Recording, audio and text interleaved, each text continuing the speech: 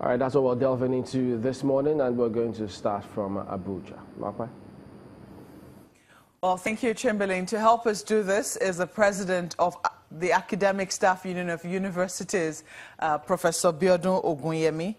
You're welcome to Sunrise Daily, sir. Thank you very much. It's my pleasure to be here. Can you take us to the genesis of the crisis, this current crisis, with the federal government? Why has ASUU embarked on this new strike? Well, thank you very much. You will recall that in November 2016, ASUU went on a one-week warning strike. That strike was necessitated by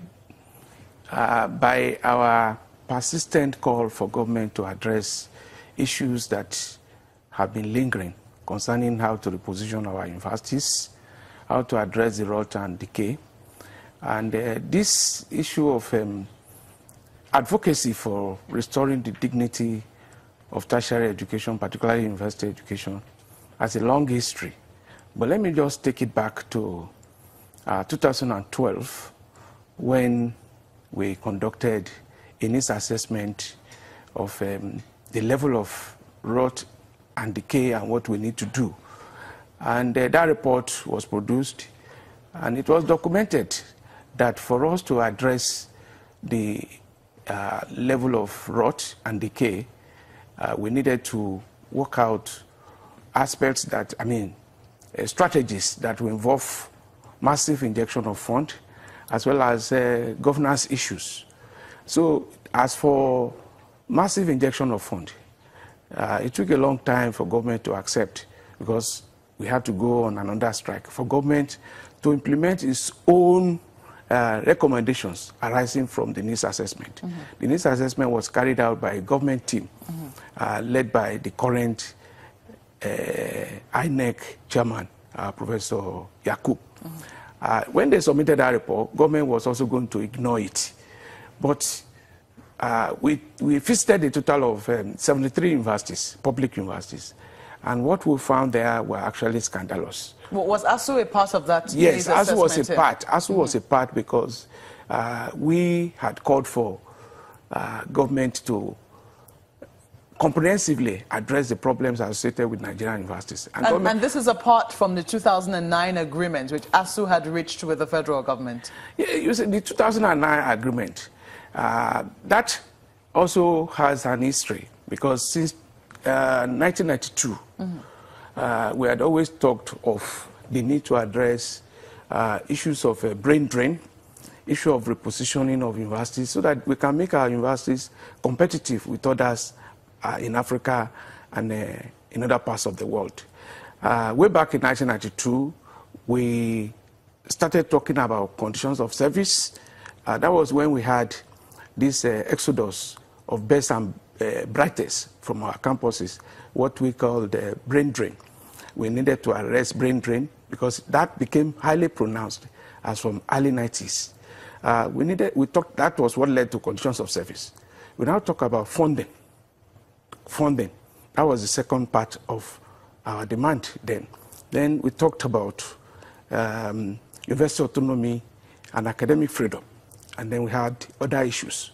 These four basic components were all directed at comprehensively addressing issues affecting the Nigerian university system.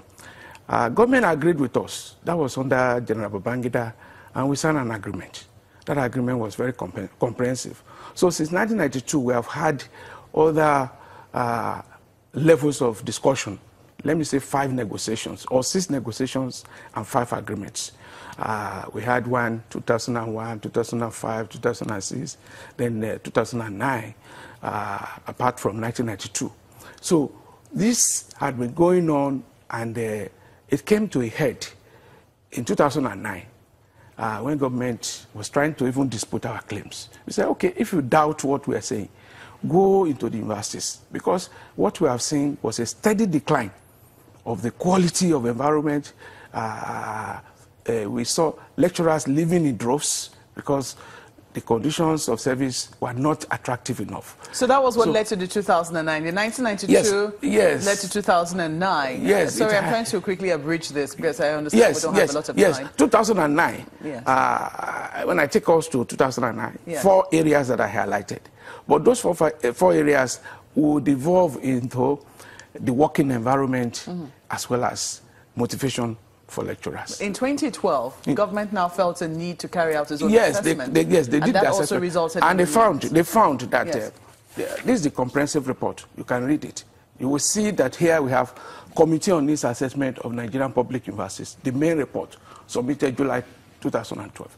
So it took another set of agitations for government to pay attention to implementing this. And that was what led to the 2013 Memorandum of Understanding. You will recall the strike action that our union were forced to go into in 2013. It was after that we signed that MOU of 2013. I have narrowed this thing to 2 components now, the financial and the non-financial. So the financial aspect of this report, which metamorphosed into the 2013 MOU, talks about massive injection of 1.3 trillion, which will be spread over 6 years, starting with 200 billion in 2013. 1.3, I'm trying to just write that out now. 1.3 trillion. Borrow your pen. No problem. 1.3 trillion, 200 billion. In 2000, was to be released 2013, and subsequently 220 billion will be released over a period of 5 years, and that will give a total of 1.3 trillion. I'm sorry. You said 200 billion was released in 2013. Yes. Then subsequently 220 billion. 220 billion every year for the next 5 years. Maybe 250 billion rather. 250 billion for the next 5 years. Now, you have gone on strike again. You know, you said 2016 you gave a 1-week warning strike because government wasn't listening. Yes. But government argues that they set up a negotiating team to meet with ASUU. No, 2013, what we asked for was the implementation of this report. Yes. After 2013, after that strike, government signed this MOU. And government, after pressure, released 200 billion over a period of 2-3 years. Yes. After that, government has done nothing about that. So that was on one side. But there are some set of other financial issues, non-financial issues that were not addressed in that MOU.